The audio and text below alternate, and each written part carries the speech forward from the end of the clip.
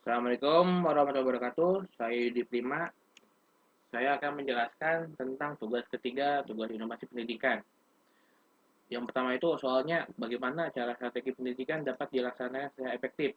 Nah, strategi pendidikan itu dapat digunakan secara tepat kondisi dan situasi sebagai berikut. Apabila perubahan sosial diinginkan tidak harus apabila perubahan sosial diinginkan tidak harus terjadi dalam waktu yang singkat. Terus, apabila sasaran perubahan belum memiliki keterampilan atau pengetahuan tertentu yang diperlukan untuk merasakan program perubahan sosial. Terus, yang ketiga, apabila menurut perkiraan akan terjadi penolakan yang kuat oleh klien terhadap perubahan yang diharapkan. Terus yang kedua tuh strategi pendidikan untuk merasakan program perubahan akan efektif jika di, yang pertama itu digunakan untuk menerapkan prinsip-prinsip yang perlu dikuasai untuk digunakan sebagai dasar tindakan selanjutnya sesuai dengan tujuan perubahan sosial yang akan dicapai. Terus digunakan untuk menjaga agar klien tidak menolak perubahan atau kembali ke keadaan sebelumnya. Terus yang ketiga itu strategi pendidikan akan kurang efektif jika yang pertama tidak tersedia sumber yang cukup untuk menunjang kegiatan pendidikan. Terus yang kedua itu digunakan dengan tanpa dilengkapi dengan strategi yang lain. Soal nomor 2, apa saja hal-hal yang menjadi pertimbangan dalam berhasilnya penggunaan strategi rujukan?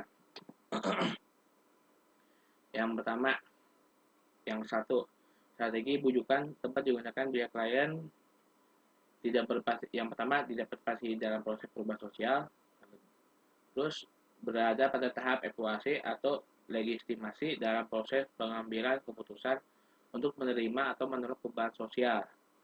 Nah, yang kedua, strategi bujukan tepat digunakan jika masalah dianggap kurang penting atau jika cara pemecah masalah kurang efektif. Terus pelaksanaan program perubahan tidak memiliki arah kontak secara langsung terhadap klien. Nah, yang ketiga itu apakah ada hubungan antara satu karakteristik dengan yang lainnya? Nah, kata inovasi itu sendiri, Roger menemukan 5 macam karakteristik inovasi yaitu relatif, kompatibel, kompleksitas, reliabilitas, dan dapat diamati. Demikian berbagai macam inovasi yang dapat mempengaruhi cepat atau lambatnya penerima suatu inovasi.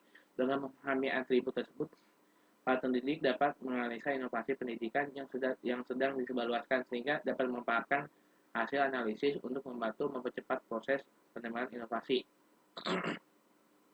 Yang keempat, faktor yang menentukan efektivitas pelaksanaan program perubahan sosial.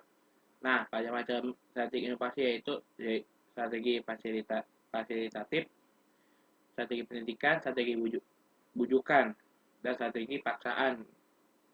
Dalam pelaksanaan program perubahan sosial, sering juga dipaksa oleh kombinasi antara berbagai macam strategi, disesuaikan dengan tahap pelaksanaan program serta kondisi dan situasi klien.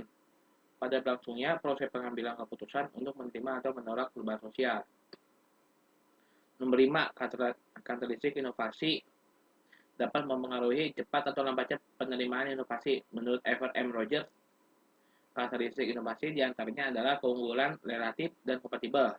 Kemukakan pendapat Anda mengenai perbedaan kedua karakteristik tersebut. Nah,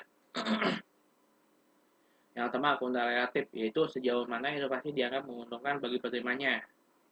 Tingkat keuntungan atau kemanfaatan suatu inovasi dapat diukur berdasarkan nilai ekonominya, atau mungkin dari faktor suatu sosial, kesenangan, kepuasan, atau karena mempunyai komponen yang sangat penting. Kompatibel itu tingkat kesesuaian inovasi dengan nilai pengalaman lalu dan kebutuhan dari penerima. Inovasi yang tidak sesuai dengan nilai atau norma yang diyakini oleh penerima tidak akan diterima sesuai inovasi yang sesuai dengan norma yang ada.